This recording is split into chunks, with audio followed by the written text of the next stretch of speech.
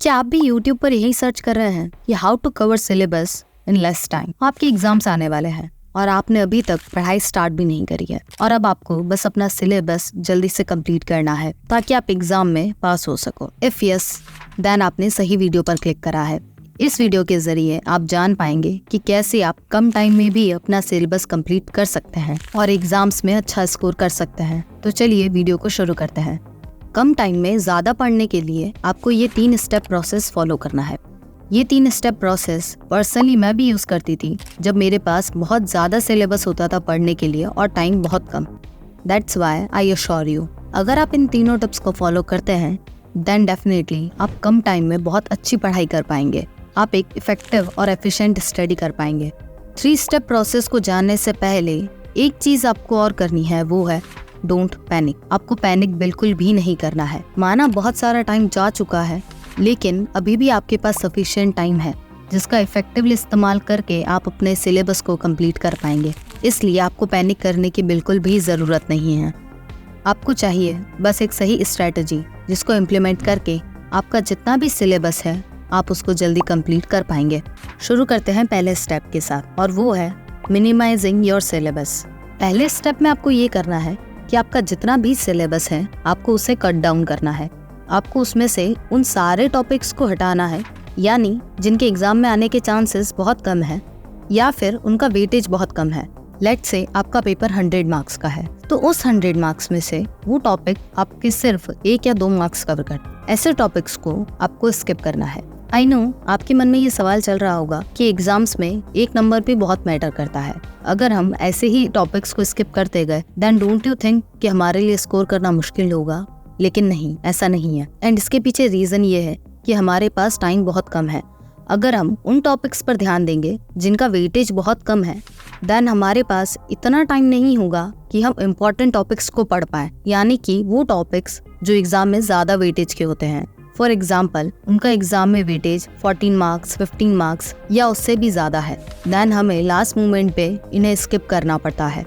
That's why हम पहले से ही प्लान कर रहे हैं कि हम हार्ड टॉपिक से स्टार्ट करें जिनका वेटेज ज़्यादा है, जिनके एग्जाम में आने के चांसेस ज़्यादा है। इन केस अगर हमारे पास टाइम बचता है तो हम इन टॉपिक्स को भी पढ़ लेंगे, बट अगर हमारे पास टाइम नहीं बचा तो भी हमने अपना मैक्सिमम सिलेबस कंप्लीट कर रखा होगा। इसलिए आपको अपने सिलेबस को कट डाउन करके 70 to 80% रखना है। सिलेबस को मिनिमाइज करने के बाद सेकंड स्टेप आता है द 3 कॉलम टेक्निक। ये टेक्निक मैंने अपने लिए बनाई थी। इसे मैं तब फॉलो करती थी जब मेरे पास टाइम कम होता था और सिलेबस बहुत ज्यादा।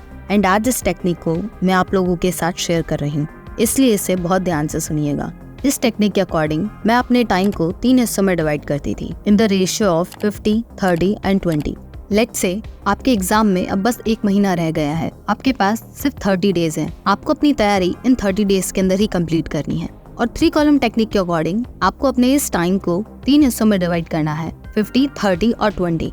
30 डेज को आपको 3 हिस्सों में बांटना है। पहला हिस्सा 15 दिन का होगा, सेकेंड हिस्सा 9 दिन का होगा और थर्ड हिस्सा होगा 6 दिन का। अपने टाइम को 3 हिस्सों में डिवाइड करने का सिंपल सा रीजन ये है कि हमारे पास रिवीजन करने का भी सफिशिएंट टाइम होगा। पहले कॉलम में आप अपने सिलेबस की पहली रीडिंग दोगे।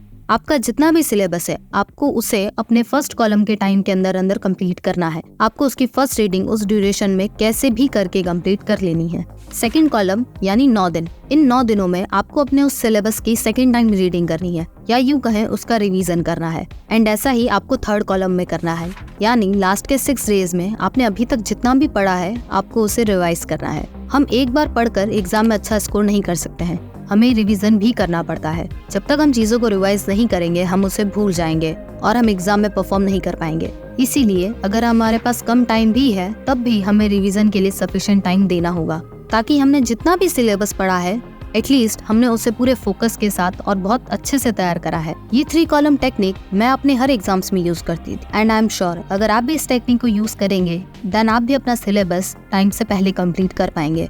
Now move to third and last step which is study with focus. हमारे पास टाइम कम है एंड पढ़ने के लिए सिलेबस बहुत सारा है एंड हमें बहुत स्मार्टली तरीके से पढ़ना होगा ताकि हम इस कम टाइम का बहुत इफेक्टिवली यूज करके अपना जितना भी सिलेबस है उसे कंप्लीट कर पाएं। आई नो ये मुश्किल है, बट ये इम्पॉसिबल नहीं है। आपके पास अभी जितना भी टाइम बचा हुआ है, अगर आप उस टाइम में अपने पूरे फोकस के साथ पढ़ाई करते हैं, देन आप अपना सिलेबस आसानी से कंप्लीट कर सकते हैं। आपको जरूरत है सिर्फ पढ़ाई करने की, और पढ़ाई सिर्फ कहने के लिए नहीं कि मैंने 10 घंटे पढ़ाई करी है, लेकिन उस 10 घंटे में से 6 घंटे मैंने फोन भी यूज करा है। अगर आप ऐसी पढ़ाई कर रहे हैं, then it is not worth it. आपको पूरे फोकस के साथ बिना किसी डिस्ट्रैक्शन के पढ़ाई करनी है। आपको क्वांटिटी पर नहीं, क्वालिटी ऑफ स्टडी पर फोकस करना है। आपको पढ़ते वक्त टाइम पर नहीं, आपने कितने टॉपिक्स कवर करे हैं, इस बात का ध्यान रखना है।